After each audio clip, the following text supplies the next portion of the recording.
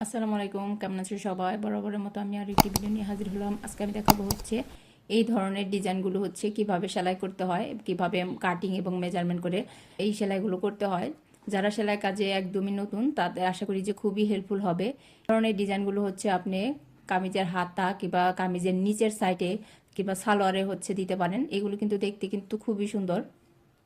তো দেখতে থাকুন। ডিজাইনটি করার জন্য হচ্ছে এরকম করে প্রথমে হচ্ছে পাইপিং করে নিতে হবে, দেখুন।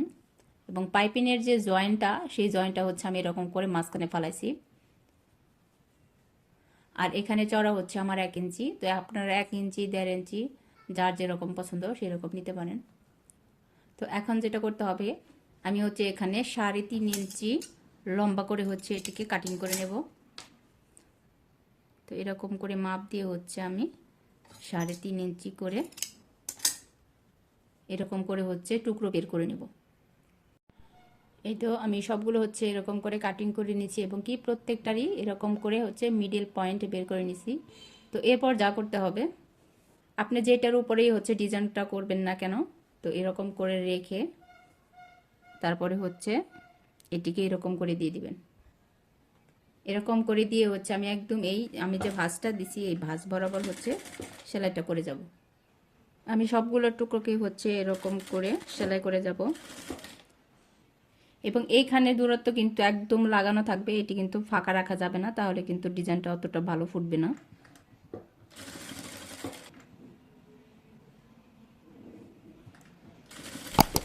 প্রত্যেকটাই হচ্ছে এরকম করে মিডল বরাবর করে এটিকে হচ্ছে লক করে নিতে হবে।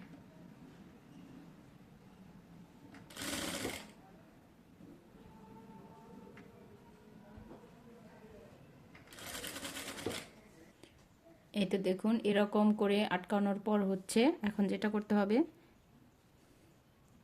এখানে যে আমার সেলাইটা আছে এই সেলাই থেকে হচ্ছে জাস্ট এরকম করে দিতে হবে। এরকম করে এই পাশ থেকে একটা দিতে হবে এবং কি এই পাশ থেকে আরেকটা দিতে হবে।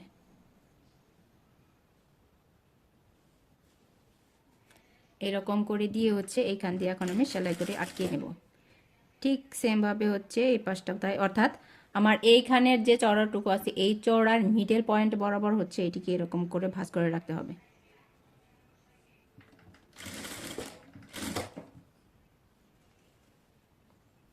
প্রত্যেকটা আসলে একই সিস্টেমের হবে। এই তো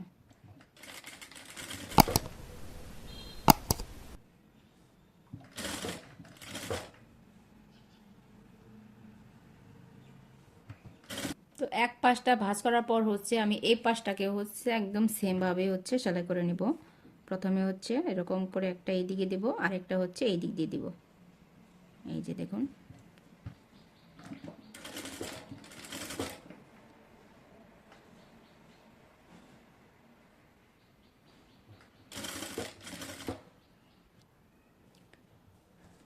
এই তো দেখুন প্রত্যেকটা এরকম করে ভাঁজ করে সেলাইয়ের পর এরকম হবে। এখন যেটা করতে হবে, এখানে হচ্ছে আমি এটা হচ্ছে লক করে দেব। তো লক করার জন্য কি করতে হবে, এটাকে 1/4 ইঞ্চি পরিমাণ এরকম করে ভাঁজ করে জাস্ট এইটার উপরে হচ্ছে আমি দিয়ে দিব।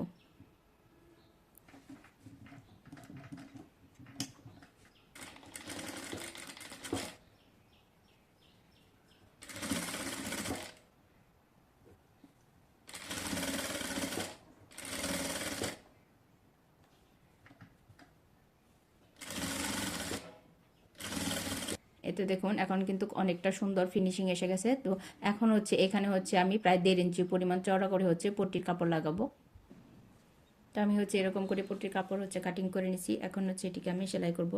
তো পট্টি কাপড় জয়েন করার সময় হচ্ছে উল্টা পিঠ থেকে জয়েন করে হচ্ছে সোজা সাইডে হচ্ছে নিয়ে আসতে হয়। তো প্রথমে হচ্ছে আমি এটির উপর দিয়ে হচ্ছে সেলাইটা করে নেব।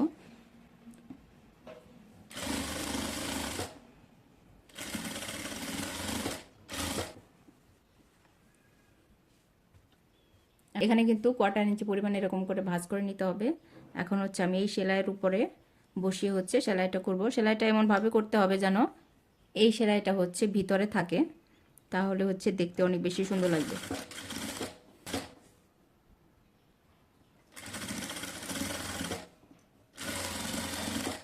এই তো দেখুন খুব সহজে হচ্ছে আমার ডিজাইনটি হয়ে গেল। তো এই ডিজাইনটি মূলত হচ্ছে আপনাদের ধারণা দেওয়ার জন্য হচ্ছে ভিডিওটি করা, যে এই ডিজাইনগুলো হচ্ছে কোন সিস্টেমে হচ্ছে করতে হয়। যারা নতুন কাজ শিখতেছেন তারা কিন্তু অনেকে জানেন না যে এই ধরনের ডিজাইনগুলো হচ্ছে কিভাবে করতে হয়। তো আজকের মতো এই পর্যন্তই। আল্লাহ হাফেজ।